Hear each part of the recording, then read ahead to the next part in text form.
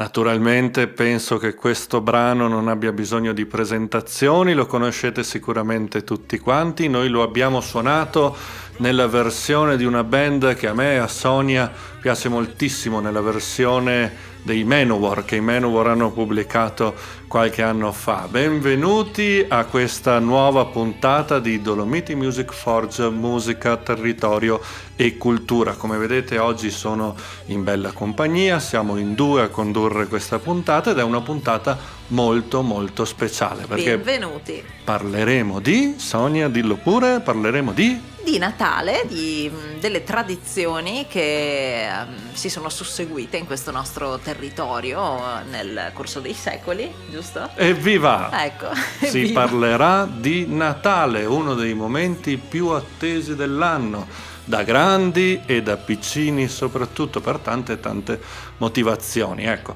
naturalmente noi esamineremo questo bellissimo periodo dal punto di vista storico e territoriale, quindi facendo un piccolo cappello a quello che è il Natale cristiano, che è nato nel IV secolo d.C., quella è stata, diciamo, la prima espressione natalizia così come è intesa un pochettino in tutto quanto il mondo, quindi il Natale che festeggia la nascita di Gesù Cristo nostro Signore. Successivamente ci si sono aggiunte molte cose, soprattutto in questo territorio, nel territorio cadorino, ma anche in altri posti d'Italia e del mondo, e sarebbe carino se qualcuno ci dicesse se da lui si festeggia oppure no, c'è l'arrivo di San Nicolò, che è un'attesa, soprattutto per i bambini, un momento molto atteso, ecco.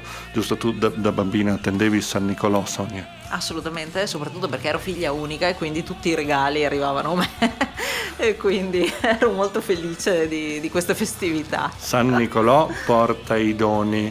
Ecco, San Nicolò si ispira a questo vescovo santo, appunto nella tradizione cristiana e non solo, del III-IV secolo d.C., un vescovo che era in Turchia al tempo, era lì che professava naturalmente il suo incarico, e viene appunto ricordato, viene venerato proprio per questa sua per il suo grande spirito di carità, che viene ricordato anche in alcune leggende, per essere anche il protettore dei bambini, poiché si narra che in un miracolo lui fece risuscitare 3 bambini che erano stati uccisi da un manigoldo, insomma da una persona poco per bene. Ecco, quello sicuramente sì, chi uccide i bambini penso che sia fra i criminali peggiori che possano esistere su questa terra. Ecco, questa è la tradizione da cui si prende spunto per San Nicolò, San Nicola di Mira, che poi è diventato San Nicola da Bari, San Nicolò da Bari. E non tutti sanno che questo santo, forse neanche tu Sonia lo sapevi, ma in caso te lo dico io, questo santo è quello che ispira anche Babbo Natale. Ecco, Sonia lo sapeva. Come potete immaginare, in casa Gosetti si parla spesso di tradizioni, di storia, quindi ogni tanto addirittura anche discutiamo, litighiamo, andiamo a vedere le varie versioni sull'enciclopedia Treccani piuttosto che sulla Zanichelli, e talvolta troviamo anche delle differenze. Comunque, San Nicolò da Bari è probabilmente la figura che ha ispirato anche Santa Claus, lo chiamano gli americani, no? Che Claus da cosa viene? Da Nicholas, proprio Saint Nicholas, no? Quindi era ispirato presumibilmente a questa figura molto legata alla carità e alla protezione dei più piccoli. Infatti San Nicolò nella notte tra il 5 e il 6 di dicembre passa con una sua carrozza trascinata da asinelli oppure da cavalli, insomma dipende anche un pochettino da come è attrezzato quell'anno il nostro povero San Nicolò, visto che deve fare un giro piuttosto lungo, e cosa porta? Nella tradizione ha sempre portato di solito frutta e dolciumi, in particolare frutta secca, frutta di stagione, un frutto molto particolare, insomma, che riempiva le tavole delle famiglie in quel periodo lì, erano i bagigi, li chiamiamo noi, le arachidi, no? E l'altra sono arance o mandarini. E per i bambini più cattivi, no, anche San Nicolò, i bambini più cattivi porta il carbone ai bambini che non si sono comportati tanto bene durante l'anno. Quindi bambini, mi raccomando, state molto attenti, perché anche a me qualche volta quando ero bambino ero un po' monello, ha portato il carbone, quello da mangiare, però sempre il carbone. Ecco, naturalmente nel passato il carbone era una risorsa straordinaria anche per la famiglia, quindi sicuramente al bambino dispiaceva che arrivava il carbone, ma il carbone alimentava tante stufe. Ai genitori meno. Esatto, alimentava tante stufe che andavano a carbone, e grazie al carbone si poteva avere un pochettino questo effetto duraturo di caldo all'interno di certe stufe del fine 800, inizio 900, quindi in realtà era un dono gradito anche quello alla fine della fiera, però per i bambini sicuramente che si aspettavano magari qualche dolcetto. Come quando stavo crescendo e per tutto l'anno aspettavo il regalo di Natale, poi mi regalavano un libro. Nella tradizione dei nostri nonni ci sono altri oggetti che poteva portare San Nicolò, come piccoli oggetti di artigianato. Era molto diffuso il fatto che San Nicolò portasse anche calzature o zoccoli, quindi vestiario artigianato, che gli zoccoli sapete è un articolo di artigianato ma che viene utilizzato naturalmente come vestiario. Qui comincia, diciamo, il periodo delle festività anche qua su da noi in montagna. Penso che non sia molto diverso nel resto dell'Italia e nel resto del mondo. Poi sapete che ci avviciniamo naturalmente verso il periodo della nascita, dove festeggiamo la nascita di Gesù Cristo, il 25 di dicembre, e quella notte naturalmente arriva l'altra figura, la figura quella che è stata un po' americanizzata, ma che insomma tutto sommato comunque parte da una tradizione similare, che è quella di Babbo Natale, i cui usi e tradizioni nel mondo non sono molto diversi da quelli che vi abbiamo descritto su San Nicolò. Si costruisce il presepe che rievoca quello che è successo nella notte del Natalis, della nascita di Gesù Cristo a Betlemme. È il primo, questo non so se lo sapete, il primo a fare il presepe, un presepe vivente era in quel caso, fu proprio San Francesco nel 1223. Ecco, è una tradizione che ha cominciato lui, è una tradizione che noi portiamo avanti ancora oggi e che in Cadore diventa anche molto interessante, molto importante, perché ci sono molti posti dove ci sono presepi animati che sono bellissimi da vedere e molti posti dove si fanno competizioni di presepi, dove le famiglie in alcune vetrine che danno sulle piccole strade e contrade dei nostri paesetti realizzano proprio dei piccoli presepi per fare una competizione, chi ha fatto quello più fantasioso, quello più simbolico, quello più bello.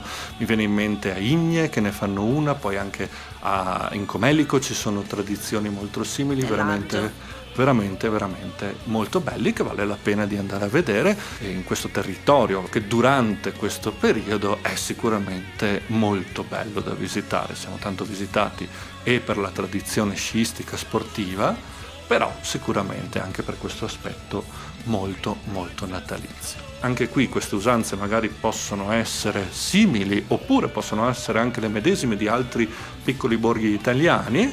Sarà carino scoprire se ci sono delle similitudini o se queste tradizioni vengono fatte anche in altri territori. Due in particolare sono le usanze molto accese in questo periodo. La prima è la processione del Verbum Caro, che è molto bella, riempie il paese di vita, è una vera e propria processione. In realtà nacque come professione liturgica nel Medioevo e si faceva in chiesa originalmente. Poi pian piano questa usanza è stata portata fuori dalla chiesa ed è diventata un uso popolare già nel Medioevo. È molto, come dicevo prima, scenografica, molto interessante e anche conviviale, perché univa i giovani in passato, però di fatto oggi unisce un po' tutti gli abitanti del borgo, che cantano una corale in processione rispondendo ad un cantore solista che invoca questo canto alla Madonna, e lo fa percorrendo un sentiero che attraversa tutte quante le case del borgo. E è bellissimo perché a ogni porta dove questo coro si ferma le famiglie hanno preparato delle cose tipo vin brûlé, per esempio, che è proprio una cosa tipica di questo periodo dell'anno, su da noi e non so dove Sì, altro, certo, ecco. dopo parleremo anche di quello. E dolcetti, torte, cene alle volte, quindi è molto molto bello. Ci sono delle vere e proprie tappe Sì, certo. lungo questo percorso all'interno del paese, che è illuminato. Viene illuminato con dei lumini, con delle luci, con Le delle lanterne, candele. bellissimo. Esatto. E rievocando un proprio delle tradizioni del passato, generalmente l'apripista di questa processione ha una campana oppure un lume, una lanterna con il quale guida questa processione. Se vi dovesse capitare di venire nel nostro territorio calorino, qui a Cigliano, oppure in tantissimi altri bellissimi borghetti che abbiamo qui da noi, vale sicuramente la pena di seguire anche magari questa processione e di vedere un pochettino come viene organizzata e come viene svolta all'interno di questi borghi. È anche un modo per riscoprire il fascino dei paesini nelle sere d'inverno, che sono molto fredde, ma come dicevamo prima, appunto, ci sono queste situazioni che possono scaldare il cuore, e non solo il cuore, con anche questa bevanda tradizionale di cui ha parlato Sonia, il vin brûlé, questo nome francese, perché naturalmente questa è una bevanda che veniva consumata tantissimo soprattutto in Francia. Si tratta, ecco, la traduzione vorrebbe dire vino bruciato. Parliamo di un vino che anche qui affonda probabilmente le radici della sua storia nel Medioevo, quando era d'uso bere vini speziati. Ecco, si facevano appunto questi vini speziati Con della frutta, esatto, mele, arance, cannella o chiodi di anice garofano, stellato, sì. esatto. Ci sono diverse ricette di questo vin brûlé. E probabilmente quella che noi beviamo oggi è molto comunemente simile a quello che tradizionalmente era l'ipocrasso, probabilmente, però anche qui varia di paese in paese. Sonia lo fa ogni tanto, ecco. Dici la ricetta di come lo fai tu, Sonia. Ma io di solito è molto semplice, quindi metto vino rosso abbastanza forte, quindi Cannonau, che a me piace, che non è propriamente delle mie parti, ma decisamente insomma. No, però viene da un altro meraviglioso oppure territorio. Cabernet, ecco.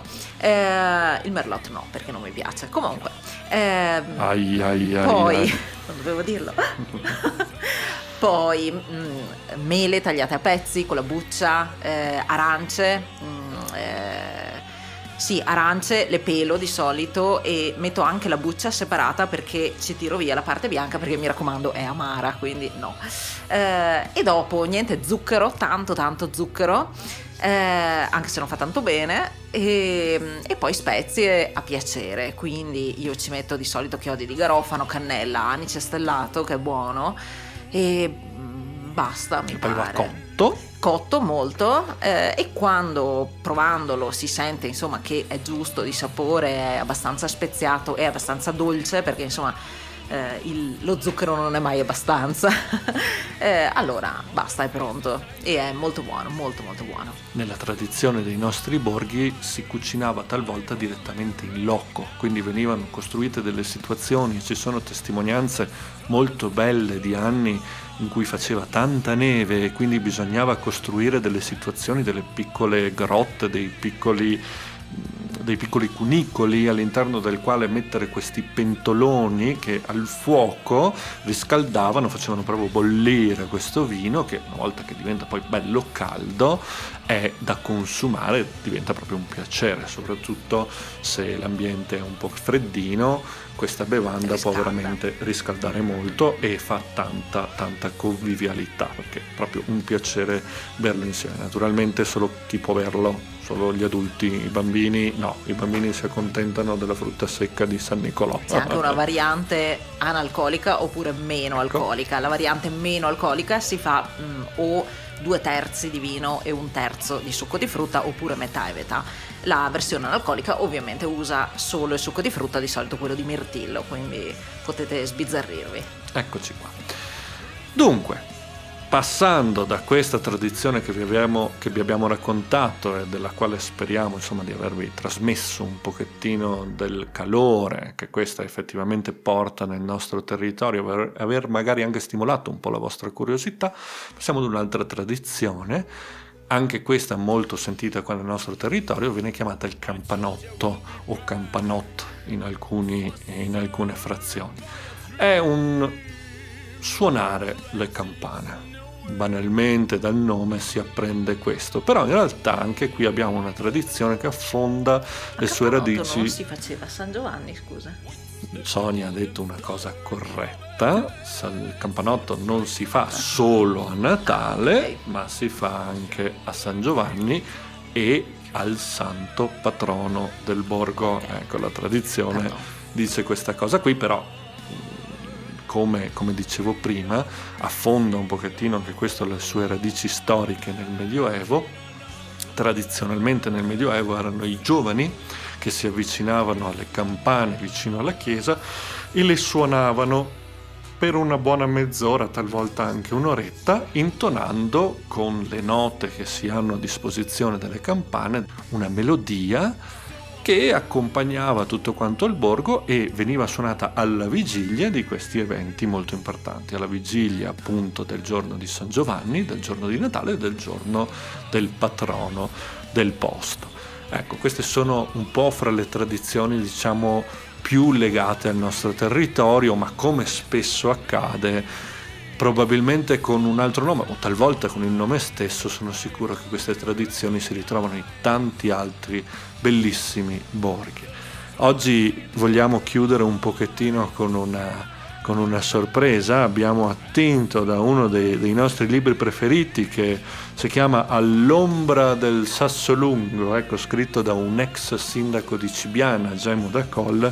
È un libro veramente molto carino che contiene poesie, che contiene racconti, qualche filastrocca e qualche usar comune, ecco, scritti naturalmente in cibianotto. Abbiamo trovato qualche piccola riga sul Natale che vi vorremmo leggere. Faremo anche una puntata sicuramente dedicata alla lingua ladina, ecco, di cui il cibianotto fa parte, inserendosi in una di quelle ballate che oggi caratterizzano un pochettino la divisione geografica di questa lingua straordinaria. E direi che possiamo partire. Allora cominciamo con la prima poesia che si intitola, Sonia? Nadal Fiedo, Pasca Ciauda. Ecco, vai. E questo piccolo trafiletto è sull'allungarsi delle giornate a partire da Natale. Da Nadal al piede in gal, da Paschetta na oretta, da Pasca granda na stanga, al fiedo cresce, canche dis taca se slongià. Sentite anche come ha un dialetto veramente molto bello, molto molto musicale. La seconda piccola poesiola così che adesso leggiamo parla proprio di una di quelle tradizioni di cui vi parlavo prima, del verbum caro. Verbum caro de denaro, la polenta sul taiaro, al formeis il betevia, per al dì dell'Epifania. Se qualcuno di voi riesce ad intenderla e a capirla, ce lo può dire, ce lo può scrivere qui sotto nei commenti. Ecco, abbiamo fatto anche questa piccola puntatina di Natale. Noi vi ringraziamo sempre, ecco, ci tenevo veramente a ringraziarvi sentitamente perché il podcast sta avendo un successo inaspettato che io e Sonia non ci aspettavamo. Salutiamo i nostri amici Federica e Imone che sono stati dato l'idea. Esatto, l'idea è partita da loro, ci avevano sentiti raccontare un pochettino queste storie e avevano detto: ma perché non provate a costruire uno spazio all'interno del quale le divulgate? Noi vi ringraziamo tanto per l'attenzione che ci date e ci sentiamo per i prossimi appuntamenti nei quali avremo ospiti molto importanti che sono già qui pronti, scritti tutti su una bella lista, pronti per arrivare nei prossimi mesi e per riempire un po' le prossime puntate di Dolomiti Music Forge, musica, territorio e cultura. Grazie a tutti. Buon Natale!